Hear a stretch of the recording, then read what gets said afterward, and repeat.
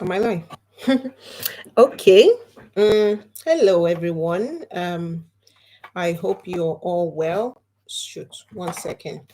I am going live on Did I say Instagram? I'm going on Twitter Space in the next few minutes. But I'm also what is here? Shit.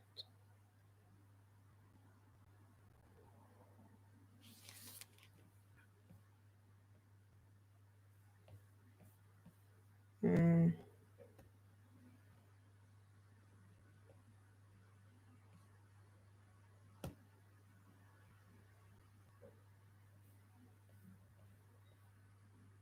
is that live still on? Because now I don't even.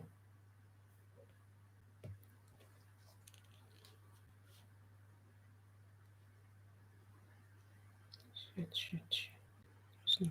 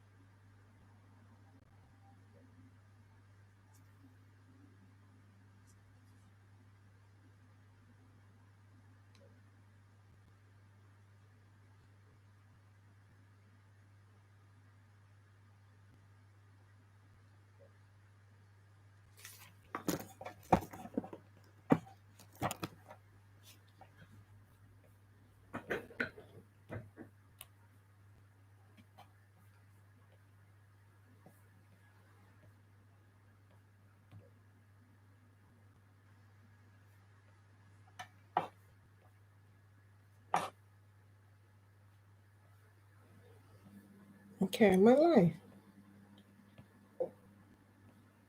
Am I live? Am I live? Am I live? Oh,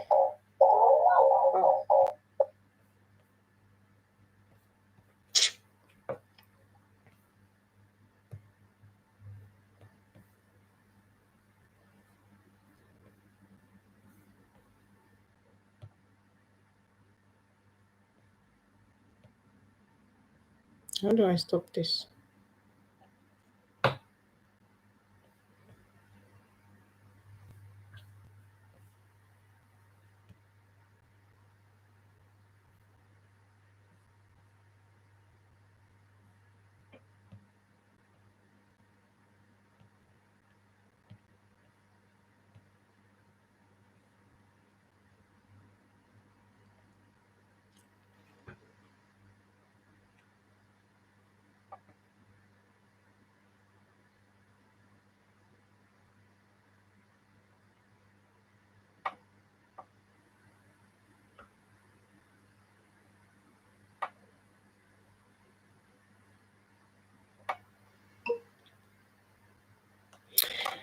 Okay. Hello, everybody. Thank you for joining me. I'm just gonna wait a few seconds or minutes. I think some people are joining in while I wait a bit. So for this session, I am going to be talking joining academia in the UK. Oh, hello, everyone. For this session, hello, good afternoon or good evening, wherever you are. So, I am interested in talking about joining academia in the UK.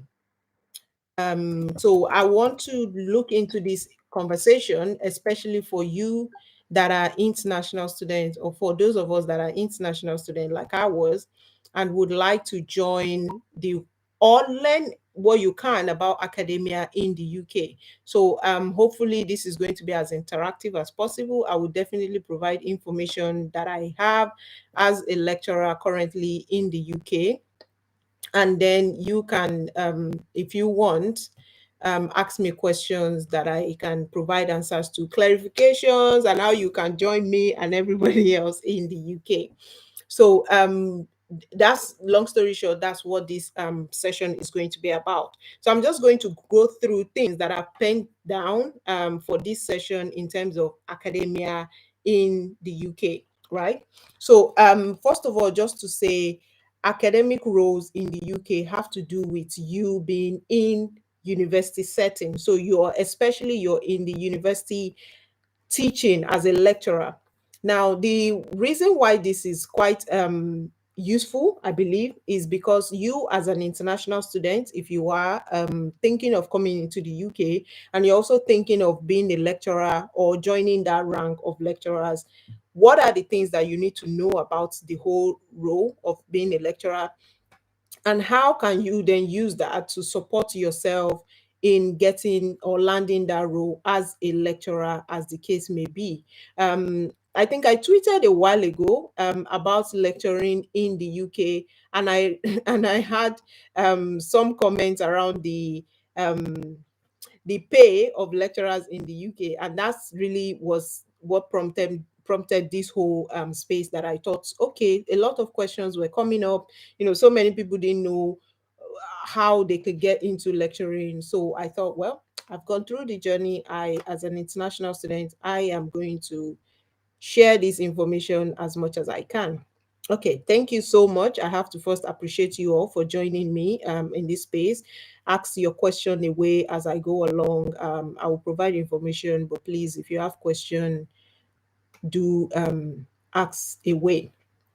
So the first thing I want to talk about is, what are the requirements? Because the whole idea of this is for you to know how to join the whole lectoral journey in the UK. So what is the whole conversation, or what are the conversations around how you can even, what are the requirements? What do you need for you to be able to enter into academia in the UK? So the first one, I think, is the fact that you do need to have qualifications. So there are qualifications that are expected of you for you to be able to lecture. What I will first say is that don't get freaked out. You can lecture people in the UK. You can be employed as an international student to lecture home students, international students, whatever the case may be in the UK. So don't get concerned. I remember when I first sort of like started, I really got concerned about the fact that, oh my goodness, I wasn't UK trained like that from the get go. So I was like, oh my goodness, would they allow me to really lecture? Would I be opportune to do that? But interestingly, I got it. They allowed me. So don't get freaked out by the fact that you're not UK trained, and so you might not necessarily qualify. That's not really a thing. The next thing now to talk about is, what are the requirements? So what do you need to equip yourself to be able to get into this whole lecturing in the UK that we're talking about? I think this conversation, before I begin, what you need is, for those that are thinking of coming to the UK, I would always say, have a game plan.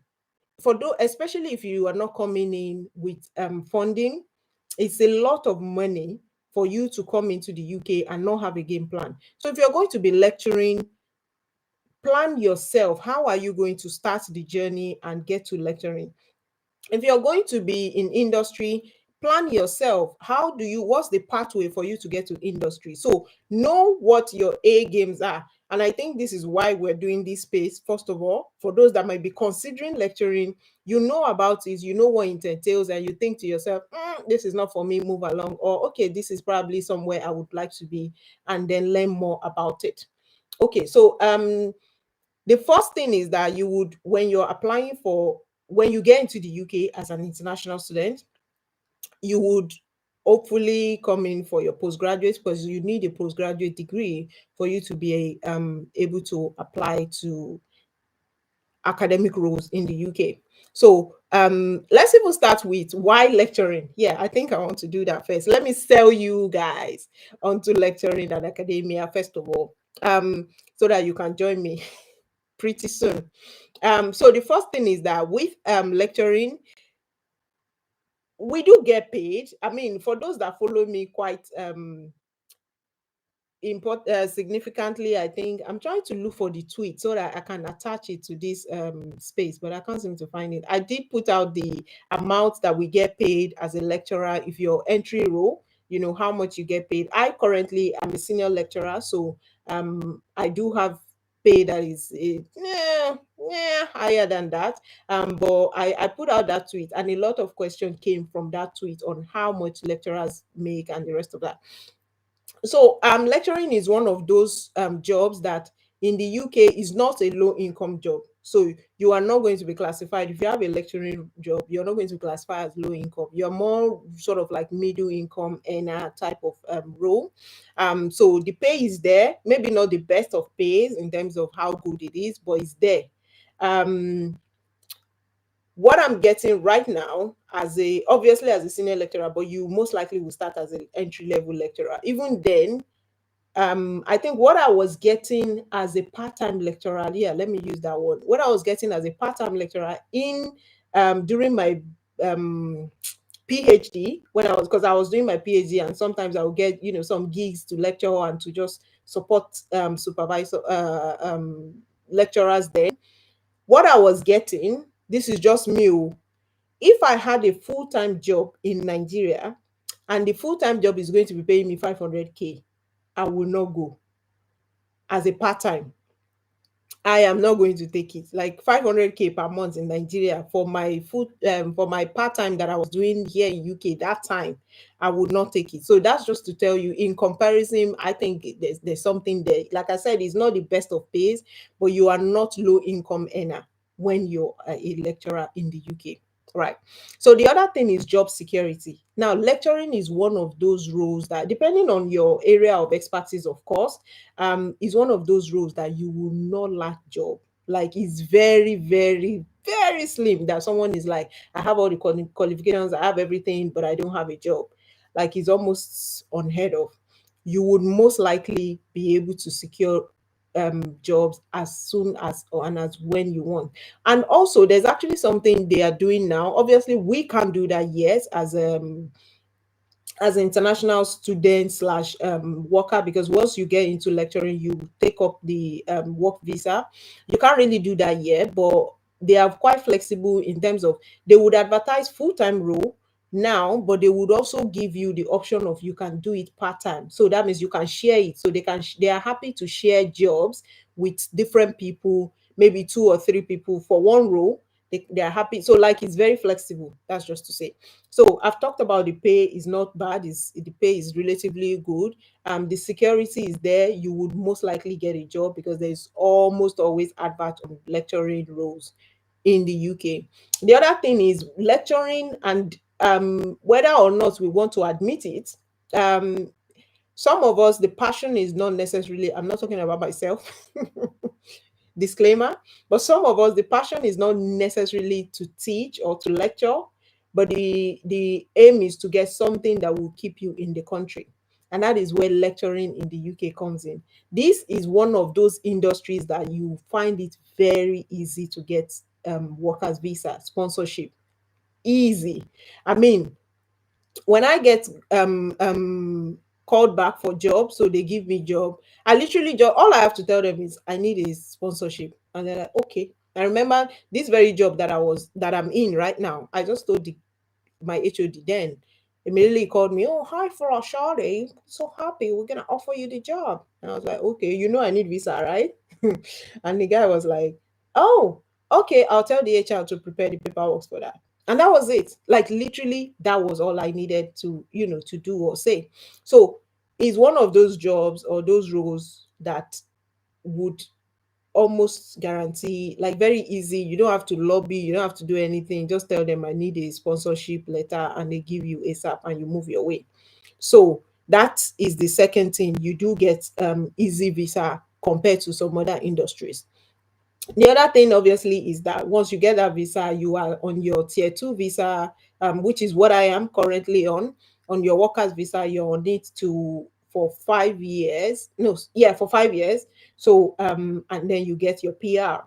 So what they do is they give you 3 years for the first start. For the immediately you start, they give you 3 years, and then after on, they also give you the next 2 years. So you'd apply for visa like twice, and then you get your PR, and that's it. Obviously, after your PR you're permanent and you can do whatever. You can gallivant around town. You can decide not to work for months. Nobody's going to chase you up. If you have the funding saved up, if you have money saved up, you're able to do all of that. So anyway, that's, I hope. Oh, and then the other one, I was saying this earlier. The other one is that it's something that gives you joy. For those that enjoy teaching, you get to have the joy of, seeing, impacting in people's lives, seeing people's life get better because of your contribution. And sometimes, maybe if you stay in the industry for longer, you might even start getting people come to you and be like, oh, hi, Mr. A or Dr. C, you taught me 20 years ago or 5 years ago, and now I'm head of a UN or something, right? So that's also there, the passion, the selfless service to society that you get,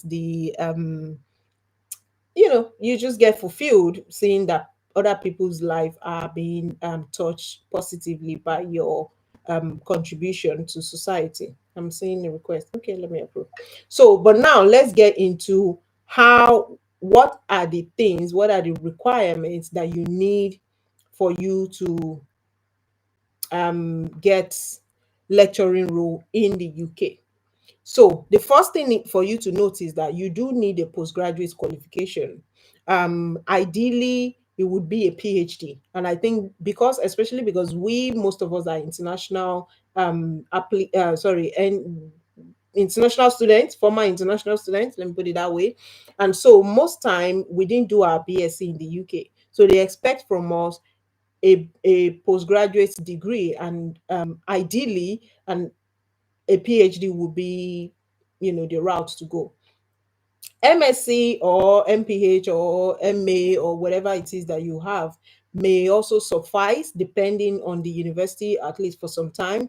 But definitely a PhD gives you that edge, and it really puts you in the path, or on the path of getting that job. So the first thing to think about is a postgraduate degree, which is MSc and PhD. That's what I would say. So after that, obviously, you know how long each of those take. An MSc will be in the UK roughly a year and some months or so, depending on what program you're on. For PhD, is about 3 to 4 years, depending also on program you are on.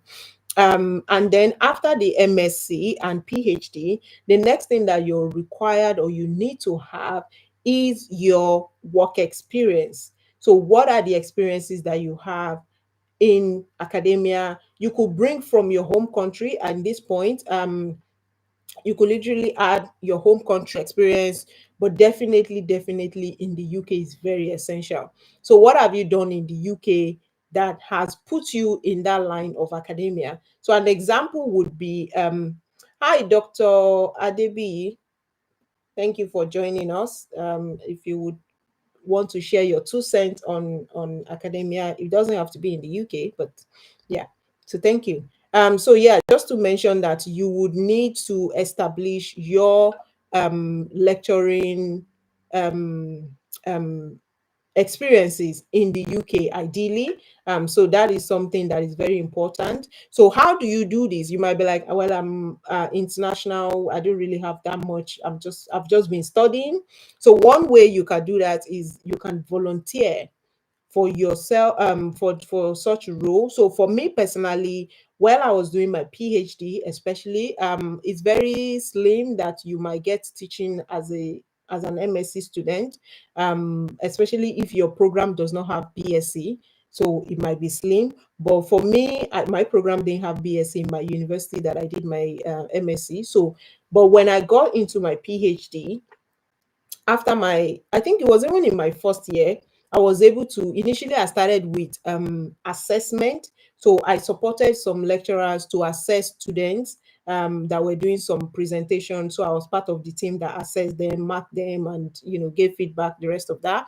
So you could get from such roles. The other one is you can be a seminar demonstrator. So that means you're going to be helping people in demonstrating whatever, depends on whatever they are doing. Maybe, for example, computer science.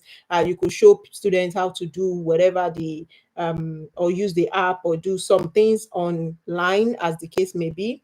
So that would be another way to get UK-based experience. Another one is volunteer.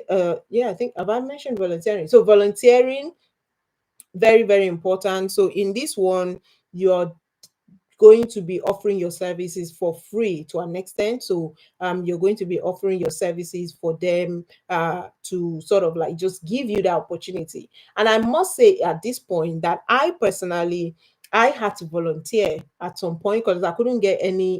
It depends on the university. If the university is saturated enough, they might not pursue you with, they might not chase you with funded roles. So I had to volunteer, especially as international student. Also, just to mention that there are some clause with international students, especially when you're doing your PhD in terms of teaching.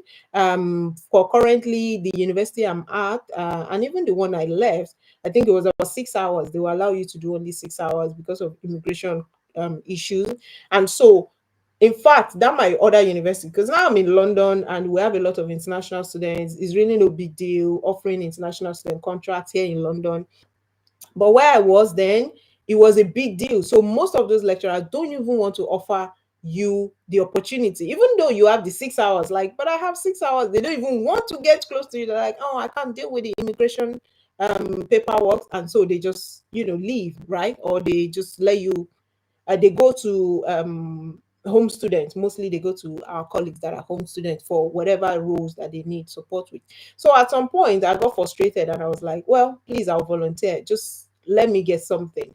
I knew what I wanted in terms of my hope is to use this to get a job, and I know I need to get local experience. So I volunteered. So that's also another way that you can get experience in the UK as an international student. Now, with the volunteering, it wasn't also easy.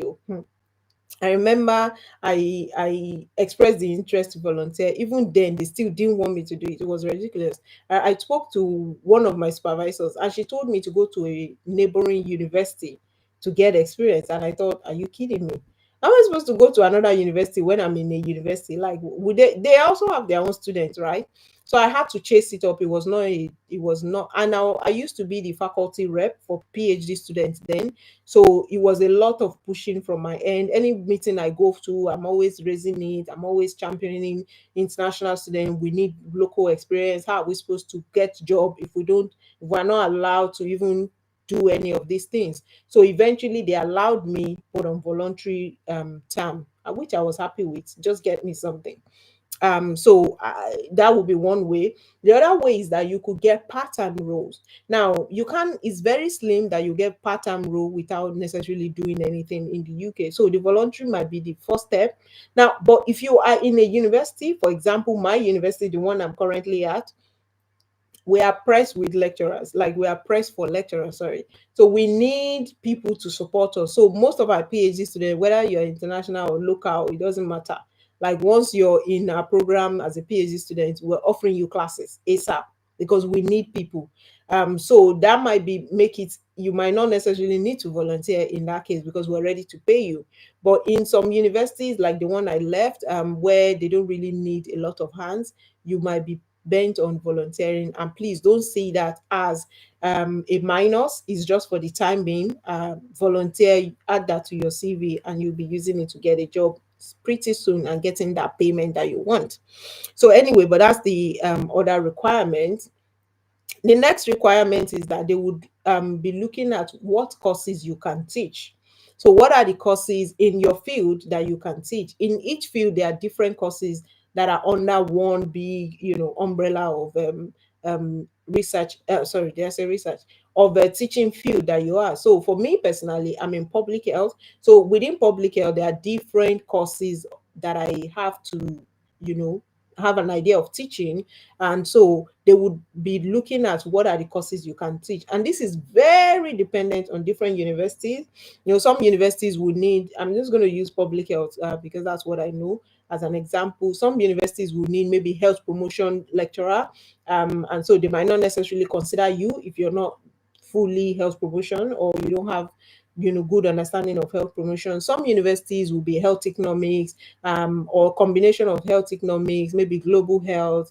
So they would mostly state out the courses that they need someone to help them cover. And so your job is to look at your expertise in that area and try to see how you can link your skills, your maybe your PhD or even your MSc, because sometimes you haven't taught these courses before, but you have idea of what they are. So you can also add that to link up to what they want. So, for example, this role that I got, I remember when I got it about 2 years ago, I actually wasn't a health economics lecturer. I've never taught it. I have an idea of it, but I've never taught it. But I applied and I told them a little bit about the fact that, I I did health economics during my MSc. I'm familiar with some of the developments in that area, and I can definitely contribute to their teaching staff in that sense. So you can link up, even if you haven't taught it before. You just, so long as you have idea of what that course is about, you can add that in your write up. So I'm going to talk about applying very briefly as well. So you can add that in your write up, right? Now, the next thing is where they haven't specified, or even though you have met the ones they specify, you can also add the places or areas that, even though they didn't request that, but you can teach it. So, an example would be, oh, I can teach health promotion, even if they've not requested for it. You've already stated the ones that they require and how you can help, but you can also add the ones that they don't require, but you just know you can support in that regards. I can teach global health. I can teach maybe community health. I can just lay those out. For example, if you have a PhD, you definitely should be able to teach research methods. So I can teach research method. Maybe your strength is in qualitative, I can teach qualitative. Maybe it's in quantitative, I can teach quantitative. I can teach telemedicine. There are just so many aspects that you can teach that you can also state out on your application to help you, really secure that role. So the next one is that you would also, in addition to courses that you teach, now your responsibilities as a lecturer is a lot. Oh. So in addition to teaching, you would actually need to mark. I mean, that's still very, understandable. In terms of, you need to mark scripts, so student script, especially courseworks. Coursework, most time we would have coursework of about 2,000, 3,000, 4,000 word counts. Most of our coursework for my field, and for most, not all, but for quite a few roles in the UK, their coursework are around. I'm sorry, their assessments are around coursework. So students go and they write long essay on whatever the topic is, and you have to read and read and read. So marking is a big task that we do. Um, you do pastoral services. That one, like UK, they put a lot of emphasis on that. So you're teaching students on, how to be a member of a university, for example, how to interact with their colleagues. You're also helping them with their mental health, even though you might not necessarily be a mental health expert in that sense, but you're giving them listening ears. You're supporting them with um, whatever issues they may have. So sometimes they would have, what's it called now? They would have financial issue. You signpost them to where they should go. So there are just all these things, pastoral services, chaplaincy, and the rest of that. You do that as part of your role. The next one is that, and they would require that you be able to do that. The next one that they also require is research. Now, this part is very key in lecture as a lecturer in the UK. You have to have a research portfolio, irrespective of how small it is or will be, but you still need to have something. And if you have done your PhD, that's what you can mostly leverage on for you to, present as, you're starting your career in research as well. So you need research, you need that to really support your application. The more publications you have, the better. Of course, is academia, and your CV should definitely reflect that, especially on your CV. When my CV currently, I have literally my publications are on there for them to see that I've done some things in. Actually, there was one job that I went for in Greenwich University. I remember I went for that job. I tweeted about it the other day. Somebody was laughing. I went for that job. To be honest, I remember I told my friend, I was like, because I just finished my PhD, so I wasn't necessarily conferred. And the rest of the secretary, she actually showed, I don't know if she made a mistake or she was just doing something, but I could see the list of the interviewees that were coming for the same role, and all of them are doctor, except my name, which is just fallen. I'm like, oh my god, how would they pick me? They are not even going to pick me. So, but I went for the interview. When I got in, the tweet that I put out the other day, when I got into so okay, yeah, you have to do two things, mainly in for you to get a job. First of all, you have to apply. That's one. And then after the application, the shortlist. After the shortlisting, you come in for the interview. So you do two things during the interview. You will first do a mini teaching session. They call it taster or whatever, the micro teaching. There are different names. So you will do that, and then there you will have your slides and you present. Not present, you will teach. I think that's where most applicants fail. They go in and they present like you're in a conference. No, you're not in a conference, you're teaching. So it's different ways of doing both. So you go and do that, and then after that you then go and face the actual interview panel. So I remember that job I went for in Greenwich. I got in, I put up my slide. I was about to start, and the PowerPoint just broke down. Sorry, the projector just broke down. No PowerPoint to share, and obviously it was bad because I was like, "Oh shoot!" But luckily and thankfully, I was prepared because I printed out all of my slide for everyone. I imagine normally they will be around 10, depending on the university, maybe 6, 10 people in a room that would act as your student. So I just pull out my slide that I printed out, and I just gave everyone, and all was well and good because I did that, finish. I think I finished like in the evening. Before I got to in the next morning, the HOD called me and they offered me the job. I was like, oh wow, okay. So anyway, that means be well prepared as well. So that's just it. But one thing that also stood out from that interview was the fact that I published in some journals, and they actually highlighted it. Like they literally, from my CV, they said you publish in this, and I'm like, yes. Oh, okay. So like sometimes your publication does help as well. Of course, the higher the journal, the better for you. So definitely have that as part of what would help. If you've gone for conferences, local conference in terms of maybe within your school, international conference, any conference you've gone, it also helps for you to pile it up on your CV and your application, because that's part of what they would assess you with.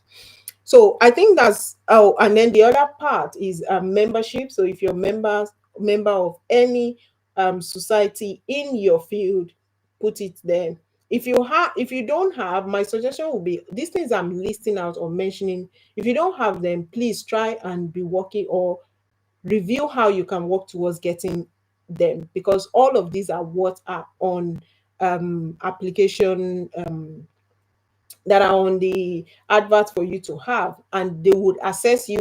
Either they assess it through your application itself, or they assess it through the interview, or they assess it when you're doing your micro teaching, but they will assess all of these key areas. Now so one thing that you can also have that will really help is a teaching qualification. So if you have any teaching qualification in the UK, it would immensely help. So when I say teaching qualification, so sort of like teaching training or something you've done. One example would be if you have a PG SAT in higher education, in education, sorry, not higher. If you have PG SAT in education, that would help a lot. But you may not necessarily have it as an international student, because that thing is like a whole year of training. I have it, and so you might not necessarily have it. But the one that you can target is something we called advanced higher education. This is a society that sort of like gives higher education teaching qualification in the UK. And so if you're part of them, it really helps and it really gives you that boost. So you could, as a PhD student, even some people as a master student, if you've done some mini teaching, no matter how small it is, you could actually get the associate fellowship of that advanced higher education academy. So that really puts you on a good light, on a good pedestal against your other competitors or your other applicants. So that would be one I would suggest. The other one is in addition to the associate, there's also the fellowship itself. But obviously, the fellow is something that takes a lot more teaching and experience for you to be able to get it. So, but the associate is one that you can quickly get without necessarily having too much. So long as you have just a little bit of experience, it will do. I have two of my BSc students right now who have associate fellowship in teaching in education. So I mean, they are, yeah, they put in the work, I can't lie, but they are BSc students and they got it. So let alone if you're an MSc or PhD, something you can work towards and sort of achieve it. Also, just to mention that if you are doing your PhD, depending on the university, some universities would actually offer you introduction to teaching practice course. So I would suggest you take that up. I took that, and that was sort of like my starting, sort of like the start of my journey into actual teaching. In fact, in that my other university, you cannot teach without having that thing. It's I think it was about 3 days, depending on the university. It might be. We went on the course, and then once you're done, they allow you to go into classroom and support one way or the other. So that's also another requirement. This one, the advanced teaching fellowship or the associate fellowship, is not necessarily a compulsory requirement in terms of it's not essential, but it's desirable. It's very, very desirable. It does put you, like I said higher than your other applicants. So the other, I think I've mentioned membership. So membership, for example, oh yeah, before I mention membership, if you look at my profile, I have Folashad, no, not Folashad, I have Fola PhD FHEA. Now the FHEA, that is the advanced higher education academy qualification I was telling you about, is a teaching qualification that I have. I actually have it from both sides. I applied directly to the organization, and I had to explain why I should be a teaching fellow based on my experience. And I also did PG SAT, which is the postgraduate in education that I mentioned as well. You can either you do one or both, or if you do one, you will get FHEA, or if you do both, you get FHEA as well. I did both. I got FHEA. So it does help a lot if you have something like that in your portfolio for you to secure a job. Now, the other thing is interpersonal skills, your professional work ethics. They really look into that. So how flexible are you in working? The more courses you can teach, the more flexible you will be in, supporting the team however they need it. So that is quite key. How much of dedication do you have? How do you work within a team? Like I said, they already have a team. You just need one or two people, depending on, to help them in different aspects. So how can you join a team and be a part of a team and make the whole system work? So they would also like that. And obviously, I mean, you could sell yourself. That's one thing on your application, or during your interview. You have to just think about selling and keep selling yourself as an applicant that wants to join the university. Now, all of that being said and done, the next thing I would like to touch on is your the pay scale. And I think that's probably what brought out the whole conversation then, when I was talking when I tweeted on my Twitter space. So, what is the pay scale in the UK for academia? So, this one is just for those who that might be thinking, do I want to do this? Do I not want to do this? Is this something that I would get any value in terms of, whatever the life goal that you have? For the pay scale, it also depends very, very, it can be different to an extent in terms of UK setting. But the entry level, which was what I tweeted the other day, the entry level pay for lecturer is around 35 to like 40,000 pounds. If you're in London, London is more expensive. So the pay in London would be a bit higher, and that's where you might be getting towards the 40,000, 41,000 ish pounds, as the case may be. So in London, they also add something they call the London waiting. So that one is about £3,000. So that London waiting is already, most time is usually added to your pay, and that's why you get to 40, 41,000 in London. So that is the entry. So 35, 36, 37, that would be an ideal points of start.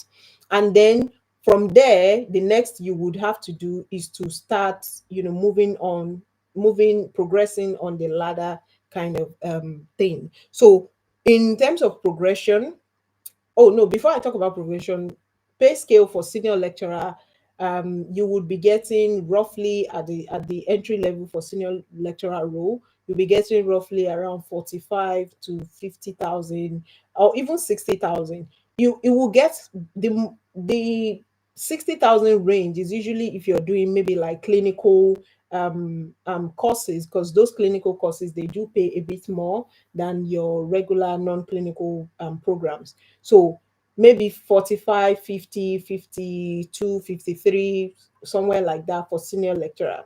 Obviously, as an associate prof, that because after senior lecturer, most schools now don't have principal lecturer. They just have either associate prof or reader. Both of them are on the same level, and reader is about roughly 60,000, and a bit above. And as a professor, you might be getting maybe 65, 70, depending on obviously the university, the course you're teaching, and the location as well. And obviously, how you can negotiate your price pay as well. So, the more you can negotiate, the higher you may be able to get for your services. And I think this is where people talk about female and the fact that we female, unfortunately, it seems we don't know how to negotiate our pay as much as we should. And so the men are a bit more, they're a bit more assertive. They know what they can offer, and so they offer. Sorry, they request for some bold salary that we might not necessarily be able to. I don't know. We just. I remember I tried the first two jobs I got. I did not negotiate. I honestly did not negotiate. It was what they gave me. I took and I went with it. But the next one I got after that, obviously, I'm now in the system. I think I tweeted the other day for those. I got two lecturer jobs at the same time, and those were my first jobs of full-time job. I got both of them at the same time. So I got with my current university, and I got with another university at the same time. And so I had to make a decision. I tweeted about it that somebody said, I went to a professor and I told him this is my dilemma. Actually received I took because the other university was the one that offered me first. So I took their offer. I had accepted, signed, and sent back the documents. And then this one now came, and I think the offer here was better, right? So, and I was like, oh, shoot. So I went to a professor and I was asking him, like, I have a problem. And he's like, yeah, you do have a problem, but this is a very good problem to have. He tried to advise me. The advice he gave me was, go for the one that is more secured, and the one I am right now I felt like is more secured because it's more permanent than the other one. And he also said, if you're going to turn down the other one because you've already accepted it, don't even bother ever applying to them again. And I was like, okay, that's the end. So I mean, I might never go to that university again. But he was just like, worst case, they will sue you, but that is very slim. Because you've already signed the contract. He was like, they might sue you, but it's very slim. That they would even want to waste time to do that. Well, thankfully they didn't sue me, because as I just told them I'm no longer interested. They just move along. I didn't get any correspondence after that. So, but anyway, I didn't negotiate those two because it was entry role. It was my first time into academia. I couldn't even dispute what they were offering me. Then the next role that I got, which was not too long ago, I actually negotiated it. So I was going to be offered a certain amount, and I had to negotiate. I think they were going to offer me, was it £44,000, and I was going to negotiate it higher. Well, I tried, they didn't budge. And so I was going to take it then, but I got promoted here, and so just around the same time. And so it was obviously more, it was better for me to stay here. So I just declined it at that time. So have declined 2 jobs in the UK now. I hope I will not finish declining and I will not have any place to apply to get a job again after, before my reputation precedes me like that. This person, don't employ them. They would decline. That's their reputation. I hope I don't get to that point. So, but anyway, you can negotiate and you should negotiate if possible, because sometimes they will budge, sometimes they would not.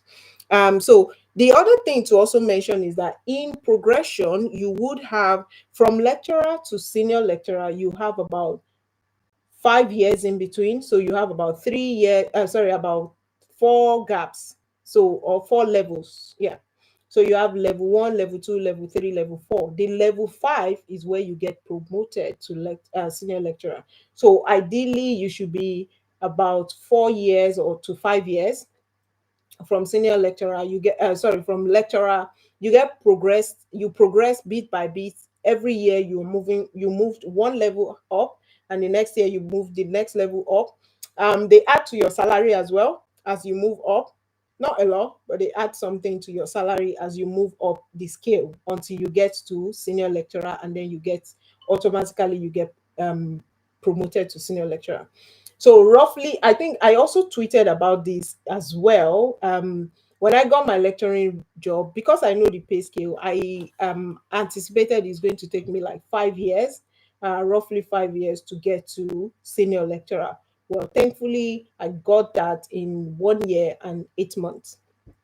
So I just, from level one, I didn't get to level two of lecturer, and I just got promoted to senior lecturer. And so I sort of like cut out roughly 3 years to senior lecturer. So that being said, you don't have to go through that ladder. If you know what you can offer, I knew what I could offer them. I obviously, it wasn't, you don't just request to be promoted, for example, without necessarily backing it with work. I've done the work, I have my qualifications, I have literally everything that a senior lecturer should have. So I was able to cut out about 3 years, and the things I was doing, I was able to cut out about 3 years. Or instead of progressing, I just got promoted all the way to senior lecturer like that. So if you're in your role, you can request for them to get you promoted depending on what you have done. Package yourself well, right? Have your portfolio already and good to go. Just cut out. I just cut out 3 years instead of me going, and most of my colleagues did that. They were on lecturer and they get one, level one, level two, level three, all the way till they get to level five, and then they get promoted to senior lecturer. And I just did only level one. I didn't finish level two. I didn't get to level two, and I just get promoted like that. So if you have your evidences, you're working, you're doing things that you can really show. There's something they called HERA form. That was the form I had to fill. So that form is with HR. It's for you to establish why you should be a senior lecturer, for example. So I filled that form. I listed out everything I was doing. I supported with evidence. My HOD had to obviously acknowledge those contribution that I said I was making. So he also wrote his own, the dean wrote, and it was supposed to be approved by the VC or something. So, but I did all that, and they were able to really see what I've done, and they did agree, like, yeah, this person needs to be promoted. Shouldn't be a lecturer with what they have done and the qualifications they have. So even though you might enter as lecturer at lecturer level entry point, you can always package yourself a year or two after and just push in for promotion. If you're able to establish the reason why they should promote you, they most likely will. So don't get stuck with that, oh, it's progression. Because if you go in, that's what they'll tell you, because that's what they told me. They say, you have to progress. It's year after year. And I was like, really? This is not. I can't do this for 5 years. I feel like I have more to offer than that. So anyway, that's just another thing I would like to mention. Um, Obviously, once you get to senior lecturer, and you might see in a department like almost everyone is senior lecturer. There are some universities like that. I think mine is like that. Almost all of us are senior lecturer. I'm the last one they employed in that department still, and you know, every other person I met there, they're all senior lecturers. The thing is, with senior lecturer, you can't progress to associate professor or reader.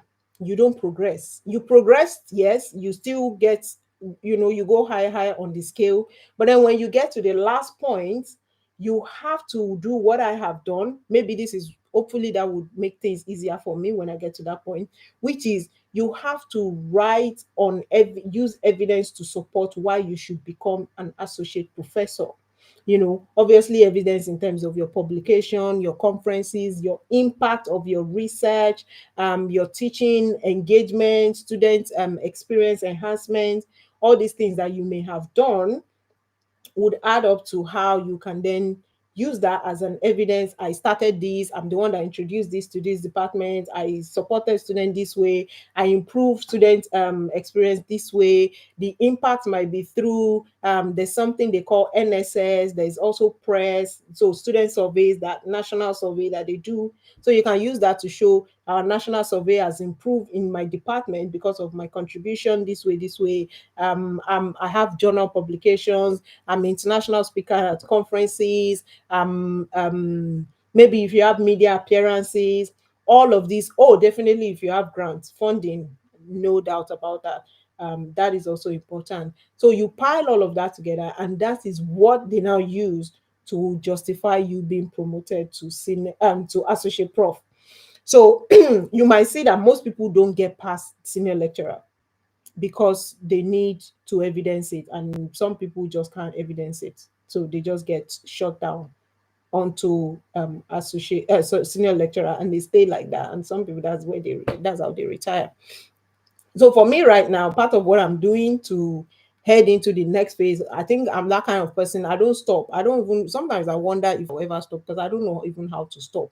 I'm already now a course leader for my program, for the public health program. I'm the course leader. And so that means everything that has to do with teaching, lecturing, administrative, is all something I have to deal with. Admission, I decide, I mean, I sometimes would have to make decision on admission. I'm PhD supervisor, I'm MSc supervisor, yeah. All of these I am piling up, especially the course leader role. Is those are the things, the whatever changes that I'm able to make, the impact of them, that's what I will use to evidence myself when it comes to associate professor application. Obviously, now I don't think I'm there yet, because there's still a lot that I need to add onto um, my CV and my portfolio, which I'm still working on. But it's just for you to say, sorry, just for me to say that these things are required, and you just need to start thinking about them. As you move on to the next one, you think about the next page and the next page. Such is life, it's never finishing. So that's the next thing I wanted to mention. The other thing now is, with all of this, how do you find jobs? In the UK, any job that would afford you visa, which is what you can apply for if you want to stay in the country as an international student, any job that will afford you visa has to be advertised. So they must advertise it. It's part of the requirement from Home Office. If you don't advertise it, they cannot justify why they have employed you. So it's sort of like a fair, like that thing they call fair, equal chance for everyone. So they advertise those roles. And once they advertise them, I will give you a short story. So when I got my job, when I got my job and I was moving to London from my other uni there, I took a moving van, and the guy, he's so pro. I mean, bless his heart, he's pro Brexit. He was talking about how foreigners take their job, blah blah blah. Keep in mind, I'm a foreigner myself. But we were talking, and the conversation went into that, and I had to tell him. I said, see, the truth is, these employers would rather not give us these jobs, and that's what you should know. There are so many processes that are involved in employers giving you a job as an international person that they would rather not if they have a choice. So I told him, is your people, your kingsmen that are not doing what they should do, which is what? Equip themselves with the knowledge to be able to do some of these roles. It took me what? My master's was like a year, my PhD was like almost 3.5 years. And so, like, almost 5 years of my life of training, not even counting my BSc, obviously, because that adds to it, for me to get this to the point where I can now take up this role. And you expect your people just feel like that barely even want to sacrifice a year of their life to do any of these things to come and take these roles, and you think it's not like I woke up and I just get the job they just gave me for the sake of. You have to work at it. It's dedication, is years of hard work, is endless hours. I don't even want to talk about PhD, and your mental health is like in the bin while you're doing the whole process, especially if you're Niger like I am, and you still have people calling you from home, either requesting this or telling you one issue or the other, and all of that. So anyway, long story short, there are things that are required for them to employ you as an international person. So the first one I've mentioned is that they have to advertise that role. So they have to put it in places where everyone can see. So one of the places they normally put, and this is the place that I've gotten all the jobs that I well, not all, it's not like a lot, but the jobs that I've gotten and the ones that I'm probably just interested in is jobs.ac.uk. So what's it called now? I get myself signed up to their email. So I have that email signed up, and they, especially when I'm interested in looking for job, that's when I sign up. Sometimes I will not sign up a long time because they just disturb me with everyday emails. But when I'm thinking of, I think I might need, then I sign up. I sign up for health jobs. So anything related to health, they will send it to me. Obviously, public health, mental health, even nursing, like they just send everything to me. I keep looking at them, and sometimes I if I see the one I'm interested in, I apply. So in my whole career, from being an international student and then now being in academia, I've actually applied for 5 roles. Yeah, I've applied for 5. One, was it 5 or 6? No, I'm not too sure. I think 6. So one was cancelled during the application, like they cancelled it. Two, I got the job, which I turned down. I'm trying to remember. Yeah, I turned down Greenwich, I turned down Canterbury University. So two, I got the jobs, but I turned down. The third one I got, so I got 3 of the 6. I turned down 2. I am in one currently. And then I turned down one before I got the job. So they invited me for interview, but I turned it down because there was no need for me to even go for interview. I felt like I didn't want to live where I was. So although I've applied, and they took a while for them to sort out the whole process. So when they came back, I wasn't in need of a job again. So I just turned it down. And so it's only one job since I've been applying that I've actually been turned down. And that was that was one year. And it was a part-time job. Can you imagine? It was part-time job. It was during my PhD. So I just wanted to do it for the time being. But they turned me down in that one. So that's the only job that I've actually got turned down from. The others, either I turned them down, or I took one, and the rest I just turned down. And that's what I'm saying. I hope they will not get to I will not get to a point they have a I would have a reputation of, oh, this person, if she applied to you, don't take her because she'll turn you down. Because it seems that's what I've been doing now. So, but anyway, jobs.ac.uk, you go onto there, you will see a lot of jobs. I think every university would put their jobs on that platform, because they are expected to definitely advertise their role. If they don't advertise their role, guess what? They cannot apply for visa for you, because home office is part of the requirement. Home office is going to challenge them. Why are they giving you that job where they have not advertised it for everybody in the UK to have a chance to apply? So it's got to be an advertised role. it obviously has to meet the threshold, the minimum threshold. I can't remember. I think it's like 20 something thousand pounds now, maybe 25,000 pounds, for them to be able to give you sponsorship letter. But most most academic job, even postdoc, research fellow, most of them are above that 25,000 pounds minimum fee. So that's why I said academic roles in the UK is one of the easiest way of you getting your PR, because they give you visa ASAP. They don't need to question it. The payment, the money they will pay you meets the requirements, so they give it. The other thing they are required to do, I believe, is to, so the way they do it is that when they interview those that they've invited for interview, they would deliberate, because now I sit on interview panels or sometimes even micro teaching, and I see people and we deliberate, then they decide. That's why I know all these things, because I've been in the room where these things are being done. So what they do is they obviously line up, they ask each panel member to score you. So there's an evaluation sheet. They ask each person to score you based on your performance and how they feel you have done. So sometimes some people are giving whatever score, depending on over, maybe over 30, they may divide your skills into like maybe 30, and then they point out, oh, you have 5 here, you have 3 here, and they sum it up at the end.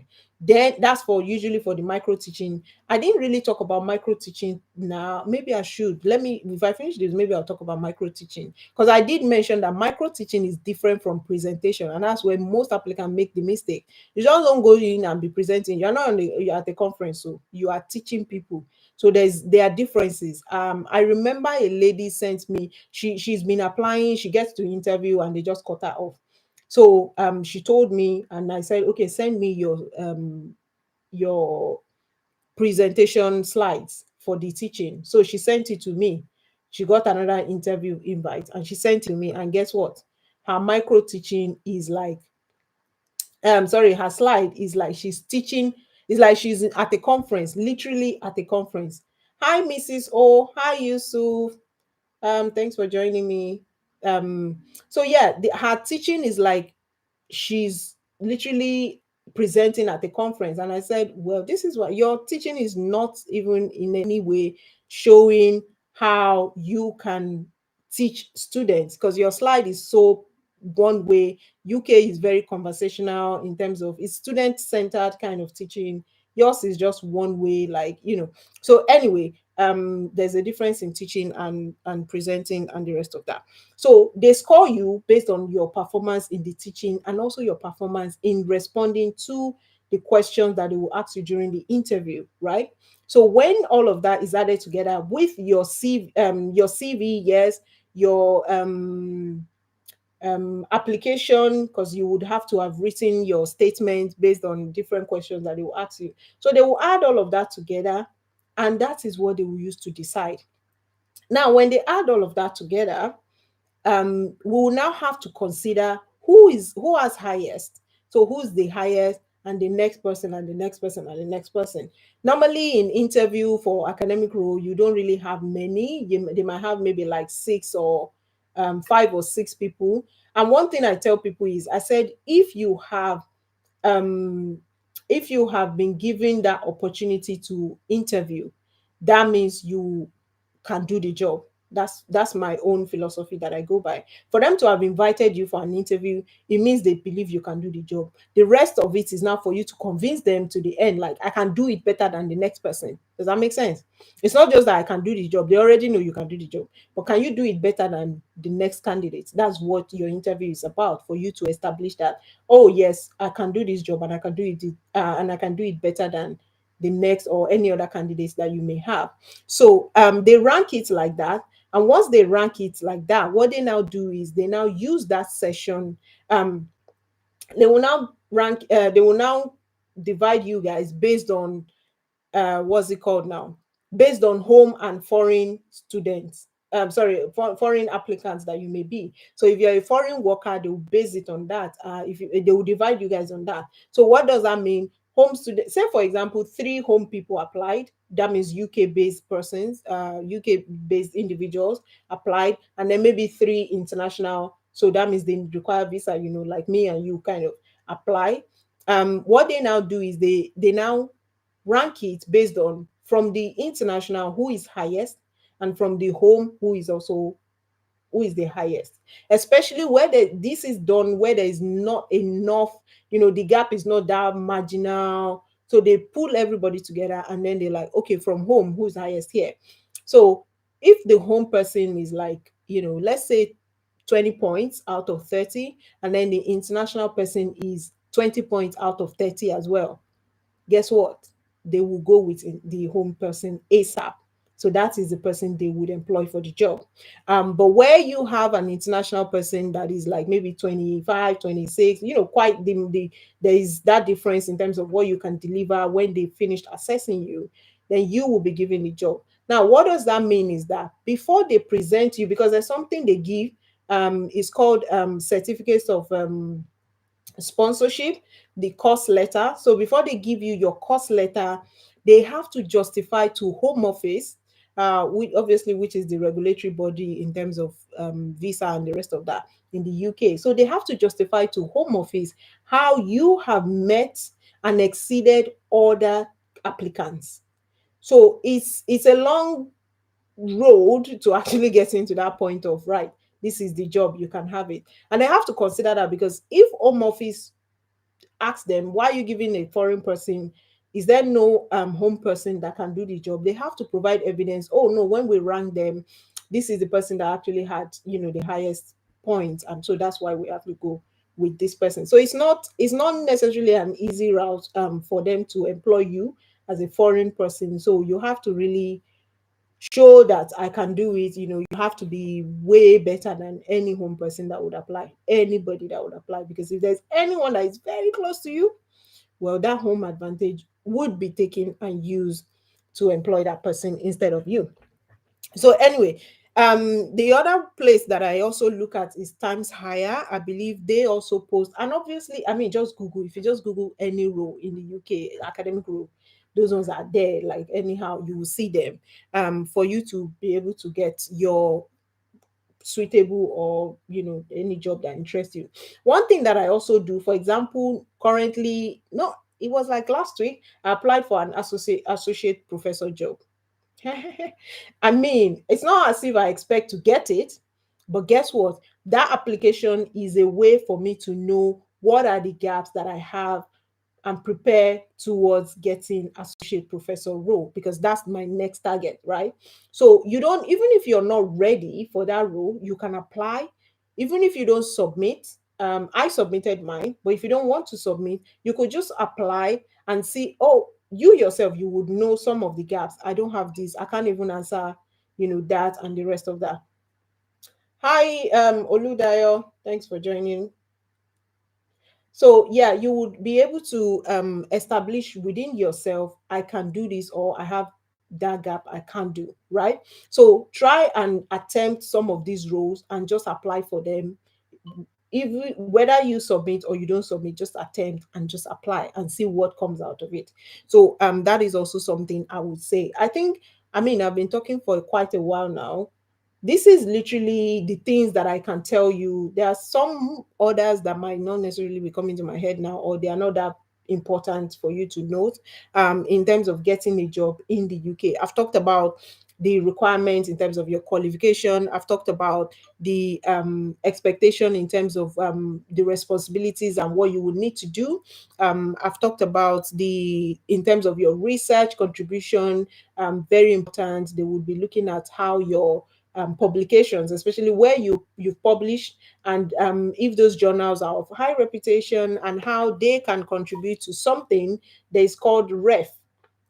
So the Research Excellence Framework. This REF is what most universities use to get funding, especially from government and the rest of that. So I've talked about research briefly and how they would assess it.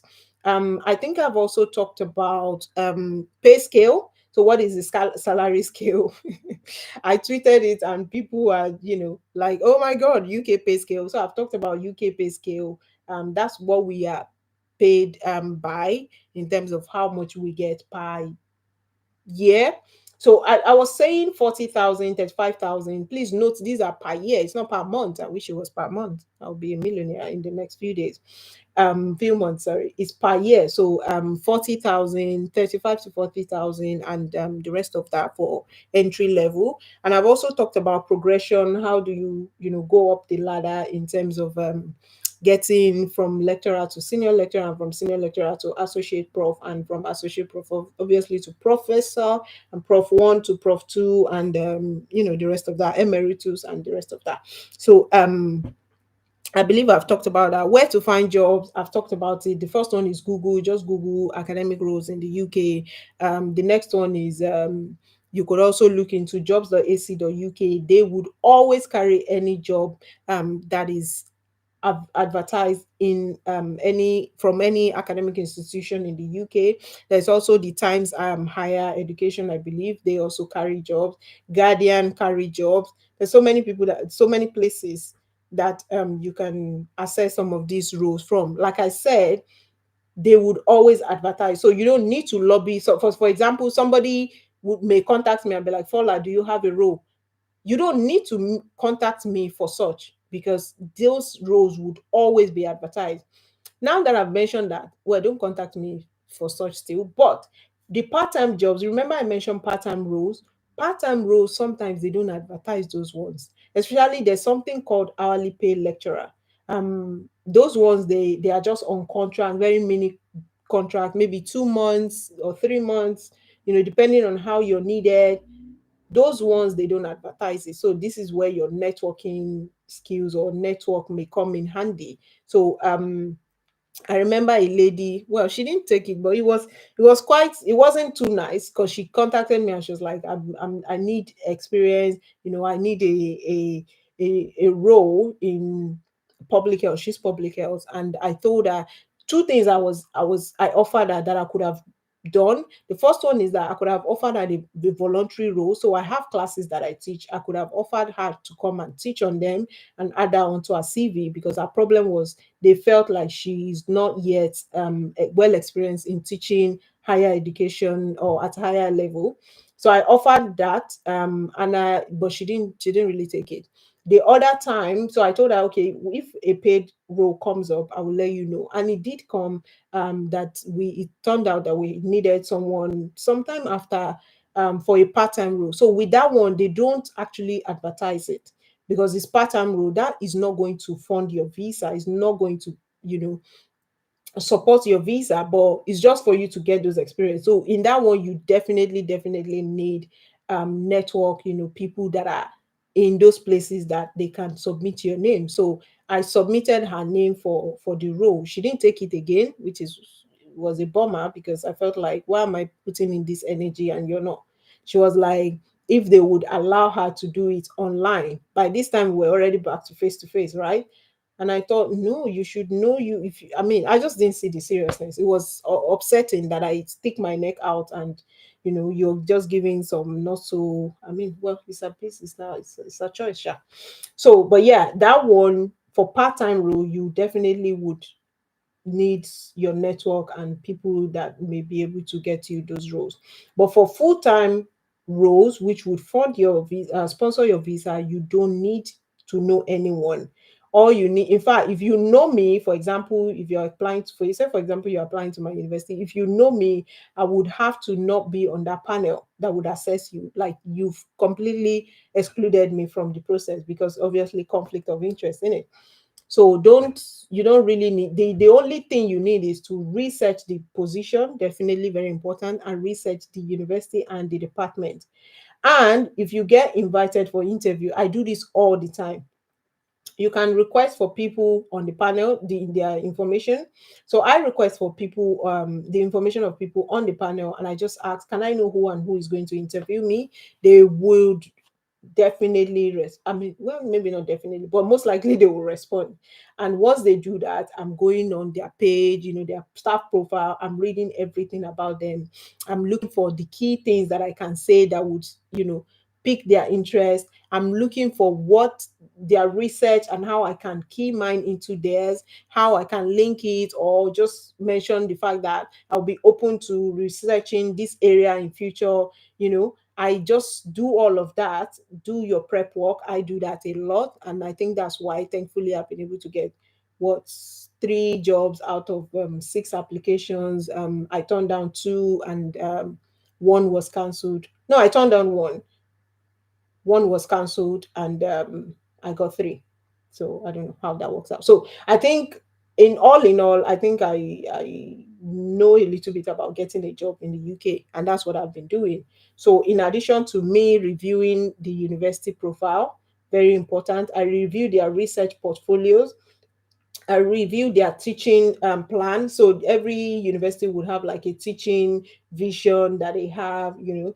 There's something we call the the TEF, the Teaching Excellence Framework in the UK. So most universities, they are either in bronze or silver or gold level. So obviously the gold are like the ones that are with higher teaching experience from students and the rest of that. So I look into that. They have plan. A university on bronze level would be looking into how they can go on to silver, and I key myself into that in terms of how can I support them, or what would be my contribution to help them achieve the silver level in terms of the TEF framework. Hi, Dr. Ann, and hi, Dr. Yakubu. Thank you so much for joining. Dr. Yakubu, I so appreciate that you're here, because I remember I mentioned that I was going to do this. Dr. Yakubu is one of my very good colleague in the UK, and I believe Dr. Ann is in the US, which I mean, please, I will just send this invite. Please, if you want to drop one or two comments on how to join academia, even in the US, I'm sure people on this platform would definitely appreciate it. So please, just join me, and let's give some information. Right. So yeah, like I was saying, they would definitely thank you. Fabulous. Let me do all of that. So yeah, they will definitely require. I think I've lost my train of thought. Dr. Yakubu, please. I was talking about how to join academic role in the UK, and how to become lecturer. Definitely very important for people that might be thinking of what does it take to be an academia in the UK, or to be in the academic role.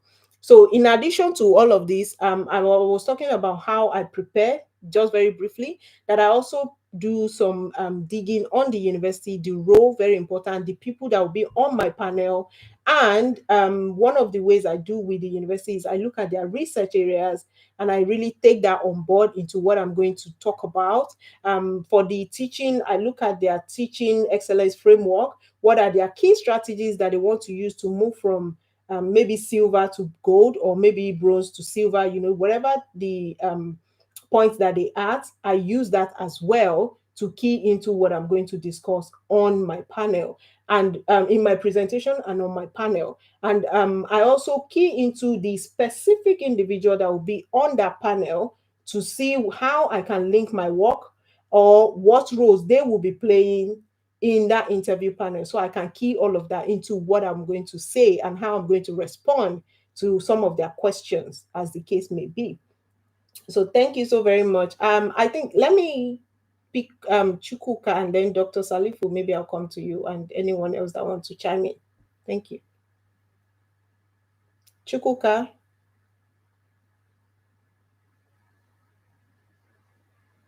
Okay.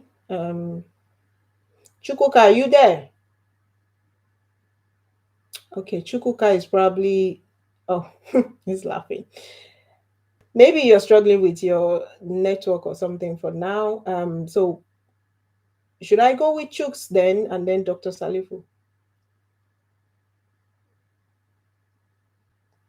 Chuks? Wow. Okay. Chukuka again. Is your network back now? Well, for now, I don't know. It seems you guys are having network issues. Dr. Salifu, do you want to add on to some of the things I've discussed as a lecturer in the UK right now?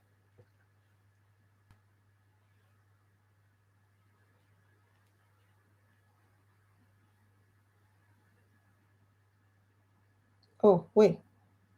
I think it's from my end, isn't it? Thank you. You muted all of us. Yeah, we've been struggling to speak. No one messaged me. I just saw noticed the red button and I was like, wait, what's this red? I've even tried your DM. Your DM is locked. Bless you. Oh, sorry. My apologies. Please go on. All right, thank you, Dr. Fola.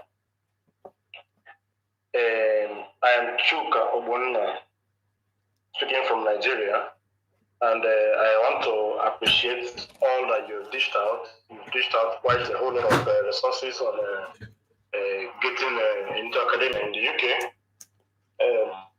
I understand from your presentation that you've spoken about qualification by studies, conference, articles, and then experience. And it appears